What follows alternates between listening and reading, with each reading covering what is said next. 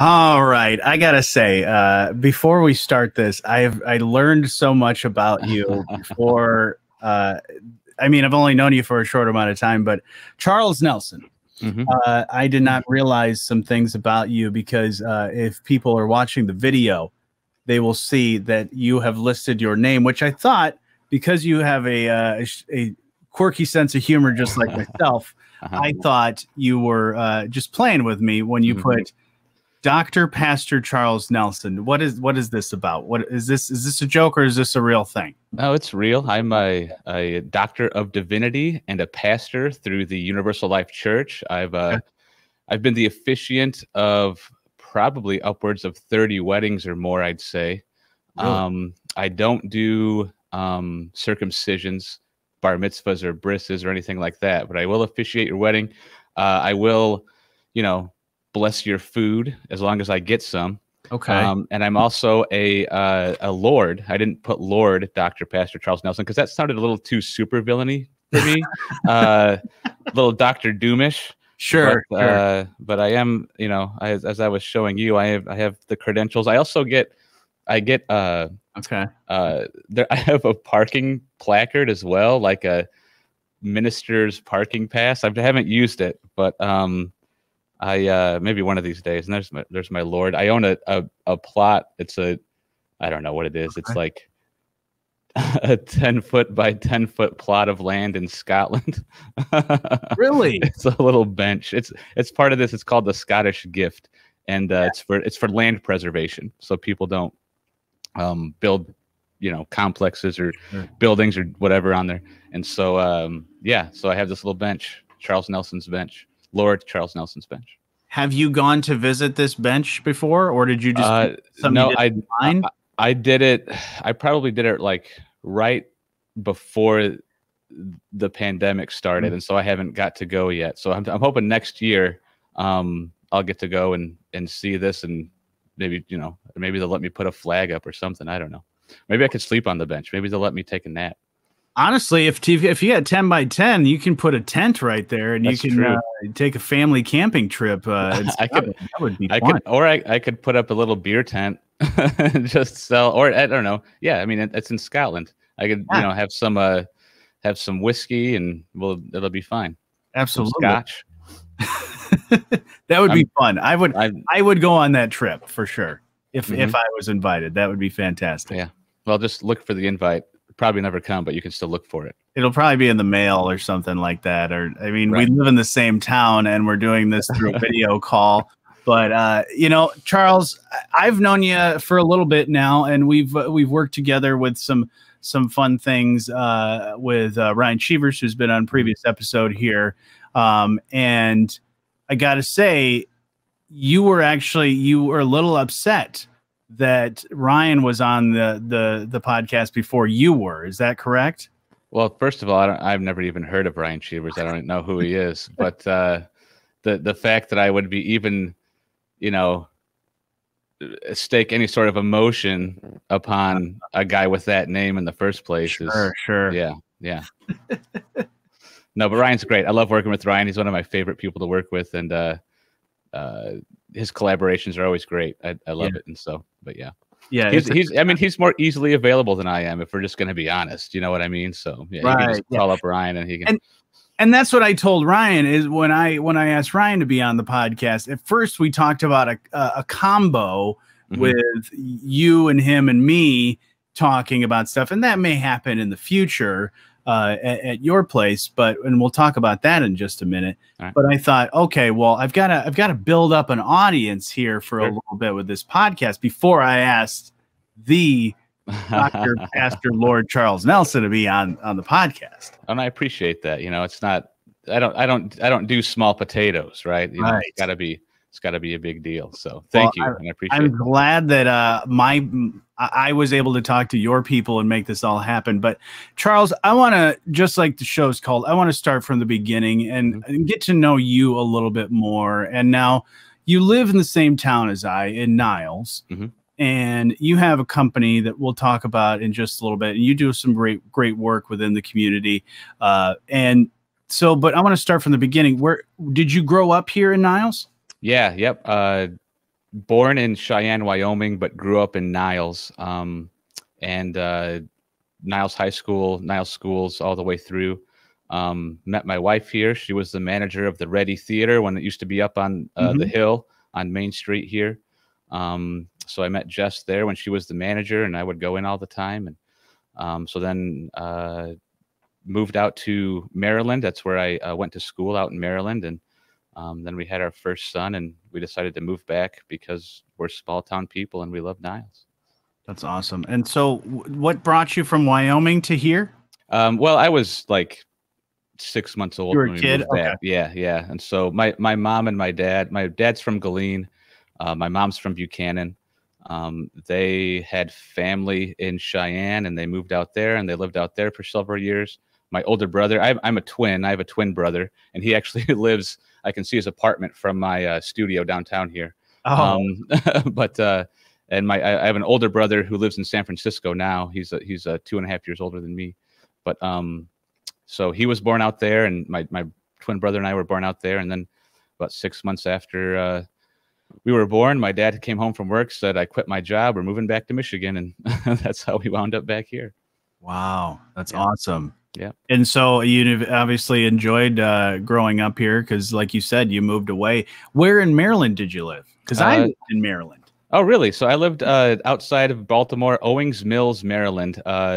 Most people might know it. That's where the Baltimore Ravens training facility was. I don't know if it's still there. But I went to a small private college. At the time, it was called Villa Julie College because it was founded by some nuns during World War II. And the main campus was located in Stevenson, Maryland, which is about 10, 15 minutes outside of Owings Mills. And then the year I graduated, actually, they changed it to Stevenson University. So now it's known as Stevenson University. I ran cross country there my first year, but then my son was born my senior year in college, and so I didn't run anymore. So. Yeah, I lived in Salisbury on the other side. Oh, the Delmarva Peninsula. Yeah, Delmarva, home of the, let me think about it. The Delmarva, what's the minor league baseball team there?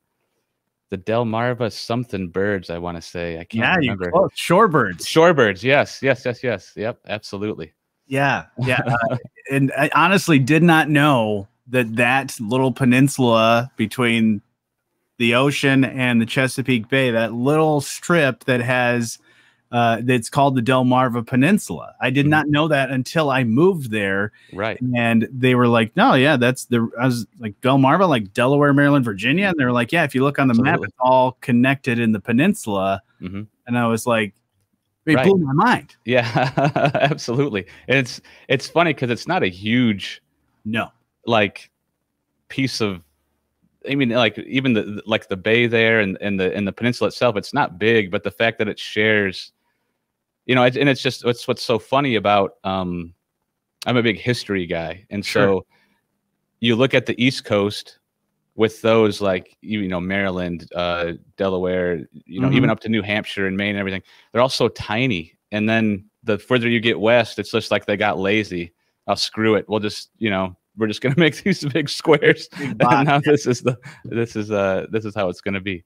But yeah, it's, I loved living out in Maryland. My experience of the East Coast was everybody was always in a hurry. And so I was in a hurry to get back to the Midwest because, I try to live an intentional life where I don't have to rush. And so that's why we moved back. And, you can't beat free babysitting when both of our parents live within 10 minutes of us. So yeah, that's helpful too. Absolutely. So what was it like growing up in Niles and in like high school? What was young Charles like before he became alcoholic? Young Charles was, I ran cross country, I ran track, and I wrestled. I loved cross country was my favorite. I just love, whether it's walking or running, I just love being out and being by myself. And just headphones off and just kind of experiencing all the signs, the sights and the sounds, easy for me to say, of wherever I am.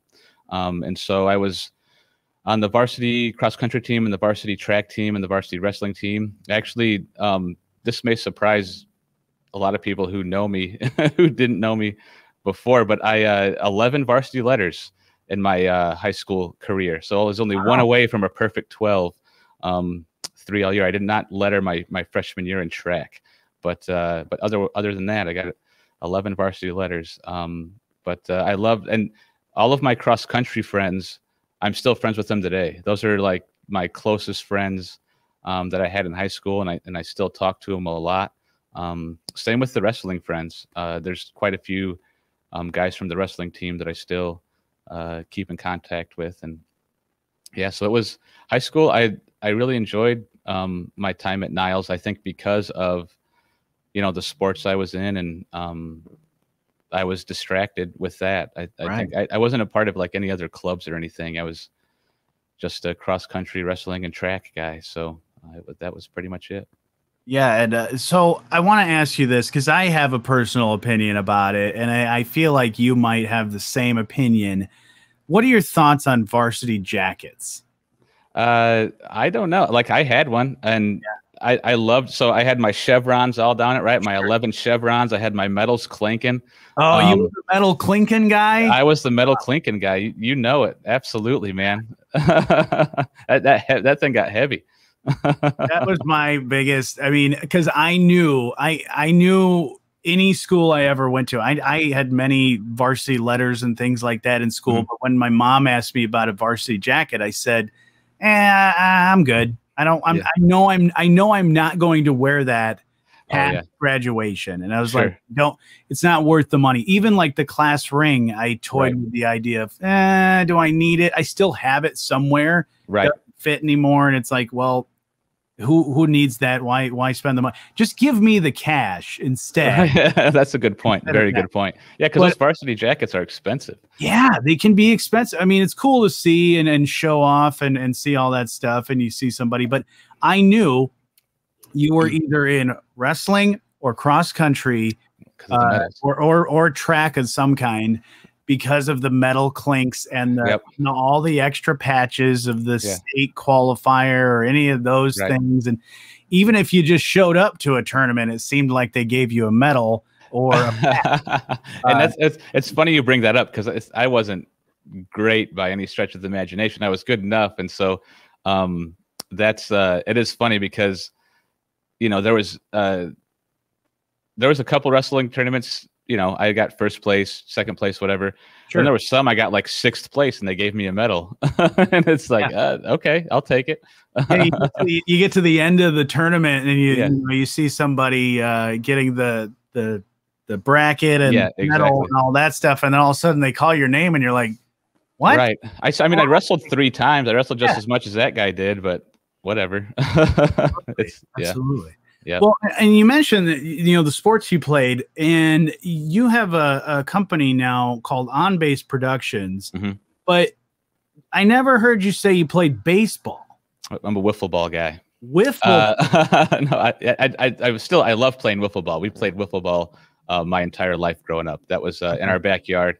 That's my one baseball claim to fame, or wiffle ball claim to fame, was we were in our backyard on Hickory Street in Niles, and I hit a home run over the fence of our backyard, and I don't know, I was like 8 or 10 or something, and a guy was driving by with the top down on his Jeep, and it landed in his Jeep, and all of a sudden he backs up and he throws it back, and he's like, "Nice job, man!" And I was like, the coolest thing I ever did, hit a home run into somebody's car. But I'm a huge baseball fan. I love watching baseball. I grew up not thinking that I could play. I didn't have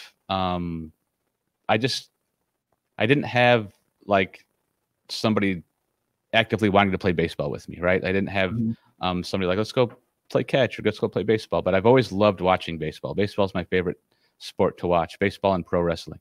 And so when I started the company, it's really one of the first thoughts was On Base Productions, because it's similar to On Base Percentage, and I thought I could fool a lot of people in like Google searches and stuff. Okay. But so and you know, and it's going to sound really corny, but I love meeting people and clients wherever they are. Like, I'm not foolish enough to think that I can hit a home run every time, but I can help you get on first base if you want to get on first base. If you have to lay down a bunt and just move on to second base, we can, you know, that's, and so I think baseball analogies are such a huge part of our culture as Americans. Yeah. You know, out of left field, or, you know, they hit a home run. That it was just a no brainer for me that it was going to be baseball themed. So, and a diehard Cubs fan. And so grew up watching the Cubs on WGN with my mom and listening to Harry Carey and Steve Stone call games. And so it's just, you know, I never even thought about playing baseball, is what's funny. Like it just never crossed my mind. I loved playing in the backyard. Yeah. But I never ever thought, oh yeah, I can go join a team and play baseball. I could have, but it just wasn't, I don't know. It was one of those weird things. Yeah, how was the reception for WGN when you were growing up? Because I know I could pretty much just hear it. It was so fuzzy, but it didn't matter the clarity of the picture as long as I could hear the game, right, or listen to it on the radio. I told people all the time, that's why I'm a Cubs fan, is because I would get those games. Because, you know, you were in Southwest Michigan, if you didn't have satellite or anything like that, you really couldn't get the Tigers or those games. So yeah, I have people give me crap about we used to go to a couple games in Detroit every year, and you know, I'd wear my Cubs gear, you know, just to be a jerk, and people would be like, "Where are you from?" "From Niles, Michigan." "Well, why aren't you wearing Tigers, you know, stuff?" And yeah, I didn't get Tigers games. Just bottom line, like, we didn't get now with all the channels, like they have Fox Sports Detroit and the Cubs have Marquee and whatever. But yeah, so WGN came in well for us. We had Comcast cable, and so we got WGN pretty crystal clear. I can remember vividly coming home in the 8th grade. It was, you know, kind of a rainy, overcast day. I remember coming home, and my older brother had been home. He probably stayed home from school or didn't go to school that day, whatever. And he was like, Kerry Wood's about to strike out 20 guys. And so to be able to come home in the afternoon and watch, you know, just baseball in general, but to watch that masterful performance, it'll just always stay with me. And so it's just, the Cubs have just been a part of my life for so long that I can't imagine, you know, a summer without baseball, which is what we almost had. And it was tragic.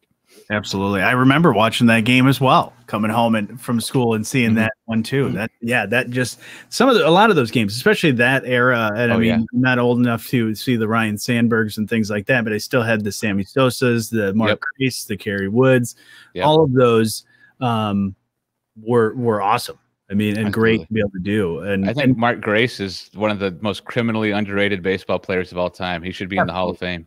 Absolutely. And hopefully he will be in the future. But so what got you into doing the things you do now with video production and camera work and all that stuff? You said you weren't in any clubs. So what got you into actually using a camera? What did your family do, home videos or what? Well, this is kind of it's a little long answer, and I've been drinking, so I'm gonna apologize right away. So we watched movies. My brothers and I, all we did, like, Family Video. Man, when Family Video opened up in town, every Friday night we were there, and we would rent like 6 or 8 movies, and that's what we did. We watched The Simpsons, pro wrestling, and cheap B horror movies. That was our favorite. We would just go, this looks ridiculous. Let's rent it. And my mom never asked. She was like, they're not out doing drugs or drinking or whatever. They're home. I know exactly what they're doing.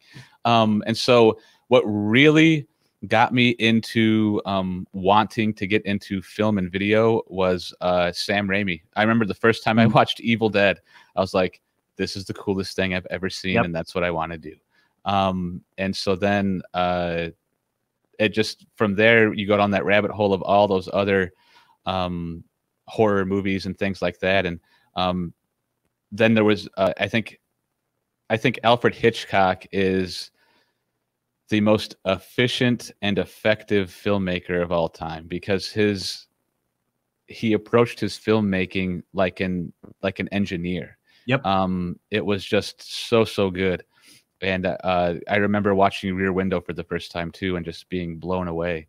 I got to take an Alfred Hitchcock class in college, and we got to go to the Charles Theater in Baltimore and watch Hitchcock on the big screen. And it's an amazing experience. And so that was it. It was watching movies and just knowing that's what I wanted to do. And then coupled with wanting, when I was younger, I wanted to be a professional wrestler. That was Bret Hart's my favorite wrestler of all time. And just watching Bret Hart matches, I was like, this is the coolest guy. And so I think they go hand in hand, the pageantry of it all.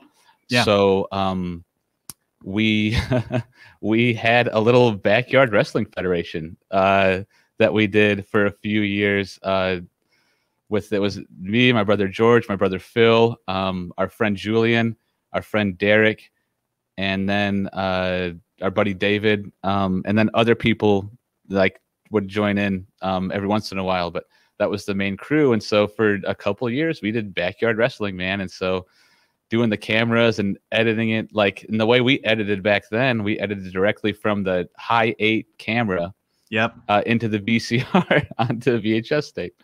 And my name, I was Stickman. I was 112 pounds soaking wet. And so I was Stickman.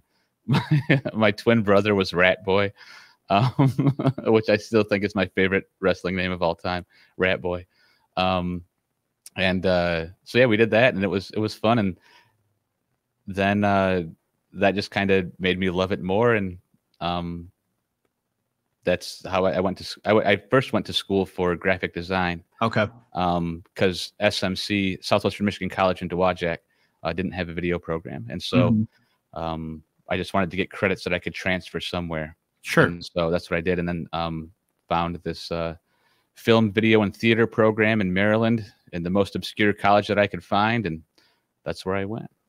Yeah, I will say that's crazy that you did all this stuff. And your parents, like you said, they were okay with you watching whatever movies, but your parents were okay with you doing the wrestling? They didn't really, they knew okay, kind of that what we were doing. I do remember one time I jumped off the top of the roof of a shed and put my older brother through a table. And and so we messed up. And so I had to do it 3 times because the camera kept messing up. Oh no. And the last time I did it was when my mom pulled in the driveway to pick us up at our friend's house. And she was pissed. But so she gave us a talking to. All right, I won't do it again. But it's not like she watched any of our stuff, and so of course we did it again. But nothing really seriously happened. I got power bombed off of a trailer once, and we weren't trained. It was stupid. Don't do it. Don't backyard wrestle. If there's any kids out there, just don't do it. I got power bombed off of a trailer, and I took the bump wrong. Instead of like just going back and tucking my chin, I put my arm behind me, and I thought I dislocated my shoulder, but actually I probably did. But anyway, I wound up not having to go to the hospital. And then another time, I got power bombed over some bushes, and I didn't know there was some rocks back there. Oh no. But fortunately by that time, my older brother and his friend Julian had actually been trained. They trained up in Holland, Michigan.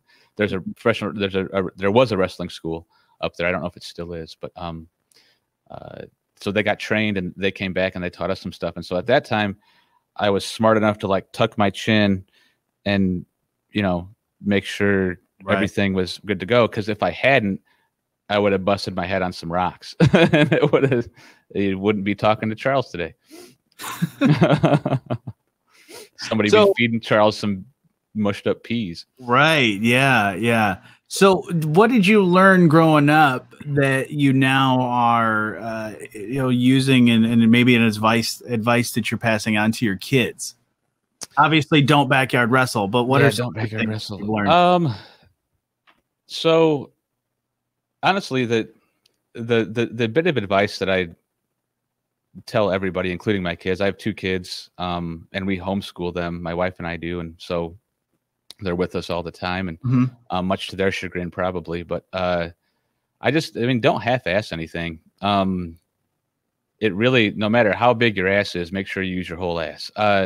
It's it's you have to just be all in, and if you're not all in, if you don't feel all in, then don't do it. Just you have to stop. You can't go down this path of doing something because you think you owe somebody something, or because you made a promise, if it hurts your soul and if it's not fulfilling to you. And that's the biggest thing. And I honestly just learned that wholeheartedly over the last year. There's Mhm. just so many ties that I cut that were like, oh man, I guess I didn't need to be doing that at all for the last, however many years, because Right. my life's so much better. Yeah. Well, Yeah. and I'm glad I made the cut, and I'm still involved. That's cool. Yeah, me too. Uh, That's only because you haven't hung out with me in a long time. That's true.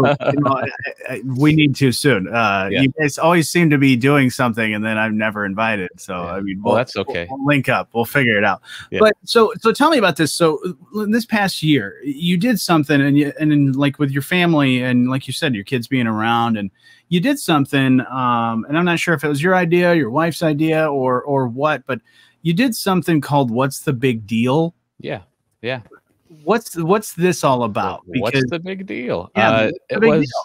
So my wife and I have our biggest goal is to make a series, right? Sure. Whether it's a TV show or a web series or whatever. I guess we still watch them on TV technically, so you can call them TV shows. I'm still apprehensive about saying I filmed something, because we don't use film anymore, but Right. it's just kind of the shorthand. But so yeah, what's the big deal was, we were like, we have time now. Mm-hmm. Let's make like this sitcom.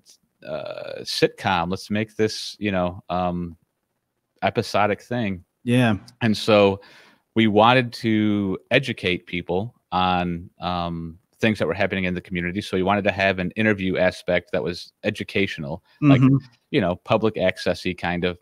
But then we just wanted to have sketches. We just wanted to have some sketch comedy that was kind of living in our brains for a while. And so we did, and it was awesome and it was fun. And then all of a sudden we both started working again and we didn't have time. Right. And so for those who don't know what's the big deal, I would encourage you to go to YouTube and search what's the big deal. But there's lots of what's the big deal. So you're going to want to see the little emoji guy that's like this. Yep. And that's our what's the big deal. You can also find it on Facebook. And we have a website, what's the big deal.live. So we haven't done it in a while, but we had some fun stuff, man. We did is it a Popeyes yet? Because Popeyes still isn't open, and I have a feeling it's not open.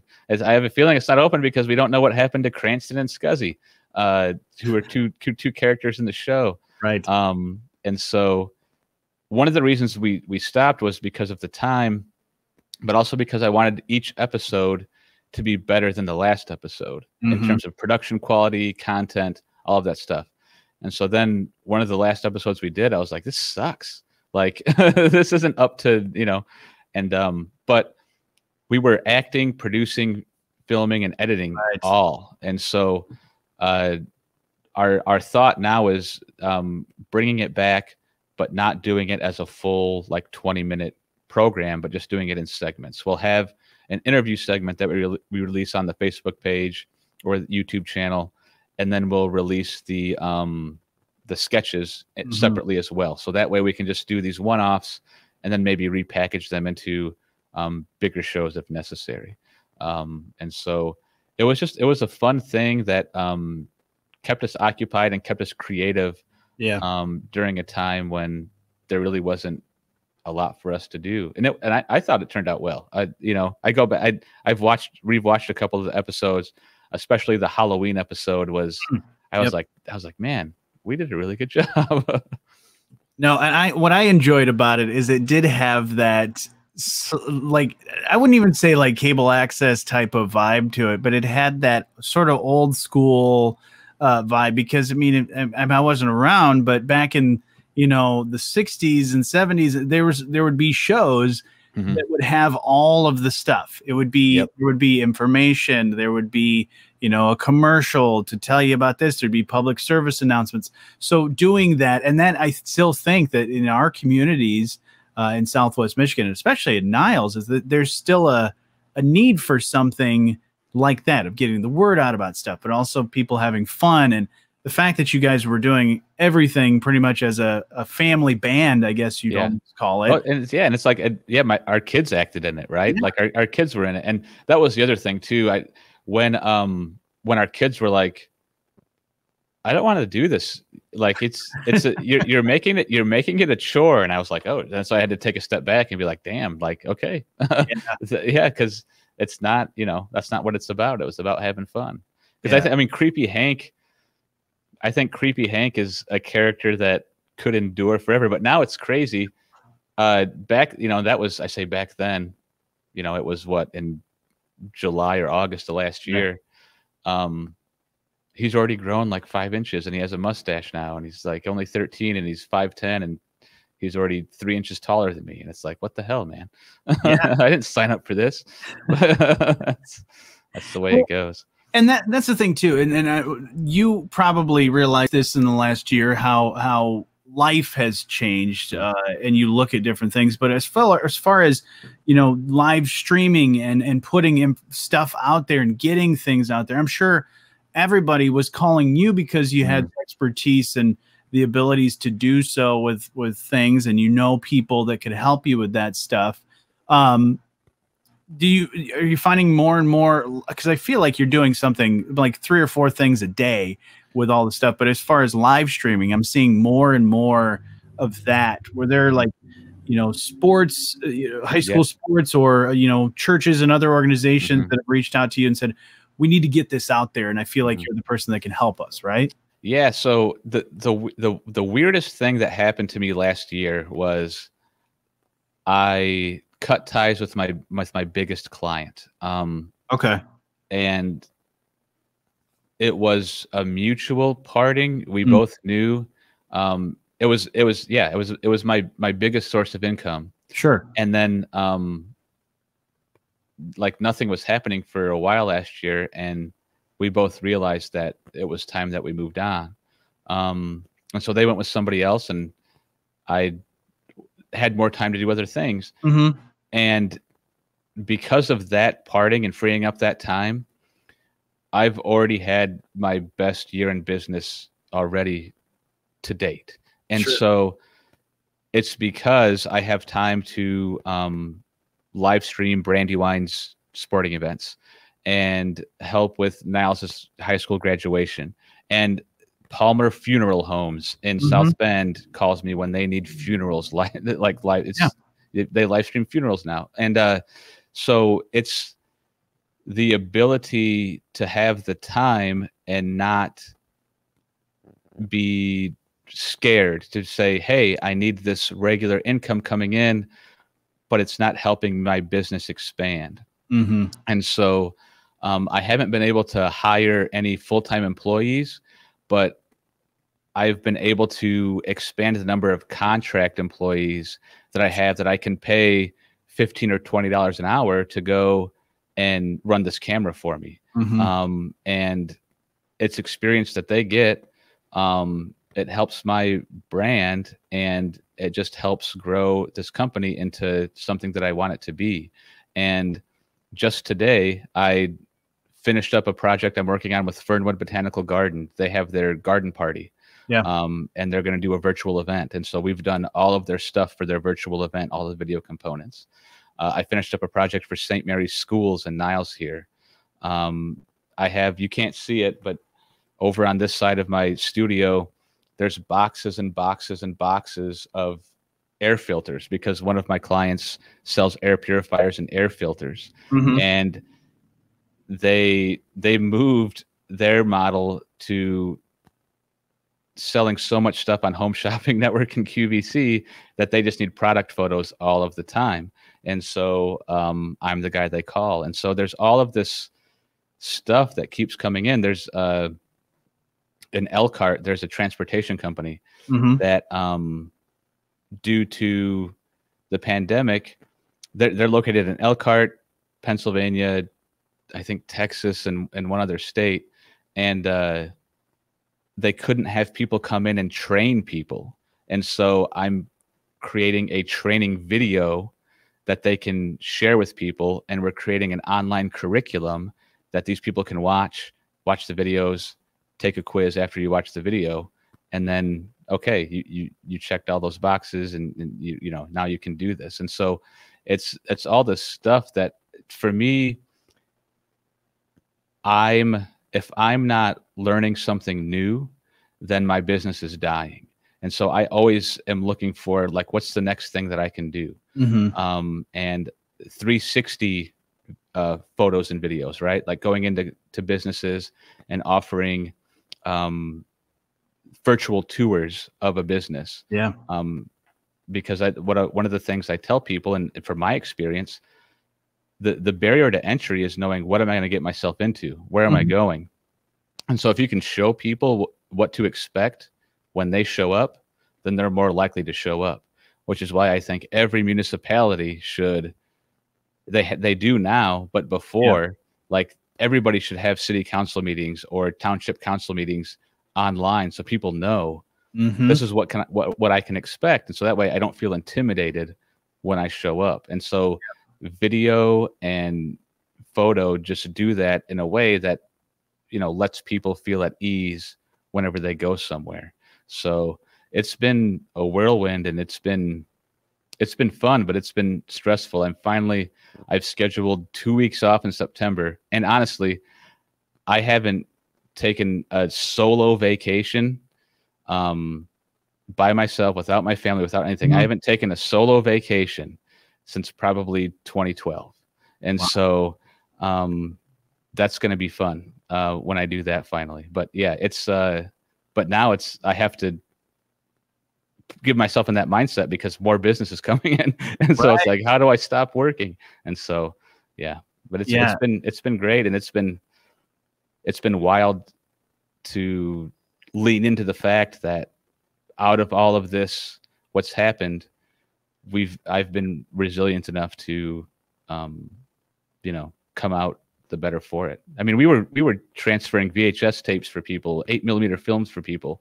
We were doing whatever we needed to do, to bring in the money, and so it worked, and here we are.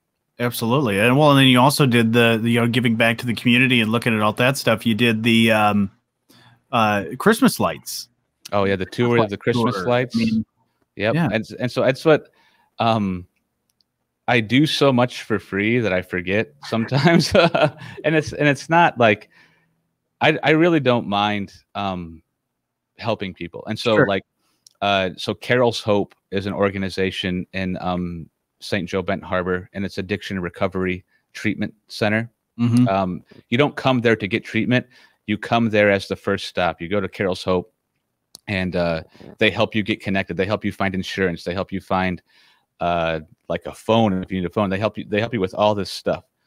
And they first reached out to me because I had done some work for the YMCA, and one of the employees at the Y is on the board of Carol's Hope. And that's an organization that I'm willing to donate my time to. Yeah. Same with the YMCA. Same with just the city of Niles, the Michigan Gateway Community Foundation, Fernwood, all of these organizations. Niles High School, I just did I worked on a project with them. We interviewed 18 students of color about their experience as a citizen of Niles and a student in the Niles Community Schools. And it was just a very powerful project that one of the faculty reached out to me and said, hey, can you help us with this? And I said, I'd absolutely love to help you with that. And so we were able to do that and get these kids' voices heard. And so that's why it's important to listen to people and help them tell their story. I never I'm not a cheerleader for myself at all. People always say, "Hey, put your logo at the end. You know, do this." I'm like, I'll put a little line at the bottom that says "Produced by On Base Productions" for like 2 seconds, because it's about the story that I'm helping to tell. It's not about the fact that I shot it and edited it. It's about if people find that story engaging, that's all the reward that I need. Because then you're going to tell the next person that I did such a good job, and they're going to tell the next person that I did such a good job. And so I don't like to be out front and like rah rah and all that. But I love working with individuals and organizations and helping them tell their story. Do I do everything for free? Absolutely not, because I can't. It's not sustainable. But I'm willing to work with people inside of their circumstances and their budget. It's just not. I grew up on welfare. I know what it's like to not have money. I ate hot dogs and government cheese for years, and so I know what that's like. And so I think that's why I'm able to help and connect with people and put them at ease and be like, listen, it's not a big deal. Let's just figure out what we can do to help. So yeah. No, I think that's great. And like you said, you know, the work that you do and the quality of work that you do, even if you do something as a free thing for an organization, a nonprofit or something like that, somebody that sees that is going to say, oh, well, I know a friend that has a business that could use that help, or this and that. That your quality of work is sometimes the best marketing of seeing that, and then getting it out there to other people and seeing that is really awesome. Well, I've had a great time talking with you, Charles. I do want to ask you a couple questions that I always like to ask everybody. Sure. First, what is something that somebody may not know about you? Oh, geez. You don't know. Man. I mean, are there other people that know you're ordained minister? And I don't know if that probably not. I don't know. I think one thing about me is I don't know. I love Patsy Cline. I think Patsy Cline's one of the best singers of all time. I could probably give you a better answer if I don't know. Let's just look at it. I'm an ordained minister and I love Patsy Cline. Oh, I used to wear a dress a lot when I was in high school. I don't know. People probably don't know that a lot about me. For what? Just for fun, because I had great legs. I still have great legs. Honestly, right. I'm not ashamed of my legs. My twin brother and I, for the winter formal, our senior year at Niles High School, I still wish I had this dress. I wore a black dress. It was a great dress. I looked fantastic. And he, wore a suit, and we were actually voted winter formal king and queen, but they wouldn't give it to us. So yeah, there you go. That's the tidbit of Charles Nelson that you don't know. I look great in a dress, but I don't want to upstage anybody, so I just don't wear them all the time. Did you get best legs? Did they have that? They should have. I had these black tights on. My calves were popping. It was great. Well, all right. What about your autobiography? If you were to title an autobiography, what would you call it? Oh,